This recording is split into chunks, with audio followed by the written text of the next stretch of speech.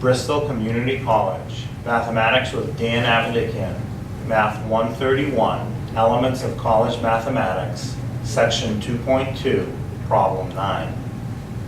This is Section 2.2, Problem 9. It says write the matrix for the system of equations. This is a pretty big system. Notice that it has 4 variables. Again, they're just all x with a number. So the first thing you want to do is make sure they all go in the same order. They all have x1 first, then x2, then x3, then x4, then equals and a number, and they do. So we do have that. So turn it into a matrix. This top equation becomes the top row of the matrix. I have a 3x1, so that will start my matrix with a 3. Next piece is a 2x2, so that's going to put a 2 in my matrix. The next one is just plus x3. So even though it just says plus x3, it's really a 1x3, so the number I'm going to take from that is a 1, a positive 1. And the next piece of the top equation is negative 2x4, so I'm going to take a negative 2 for the matrix. And finally, the last one, the number with no variable is 40, so that goes into that. So now I go to the second equation. I'm going to turn that into the second row of my matrix. It starts with 2x1, so I put a 2 in the matrix. The next piece is 2x2, puts a 2 in the next spot in the matrix. Then after that is 3x3, that puts a 3 in the matrix. The next part of my equation is minus x4. Now again, the 1 is in there, it's not written, it's really minus 1x4. So the number that goes into the matrix for that part is minus 1.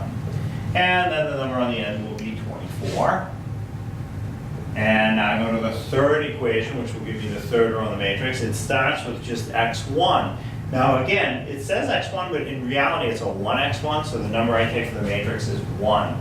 And the same thing for the next part. I just have plus x2 in my equation, but it's really a 1x2. The 1's not written, but it's really in there, so the next part is also a 1.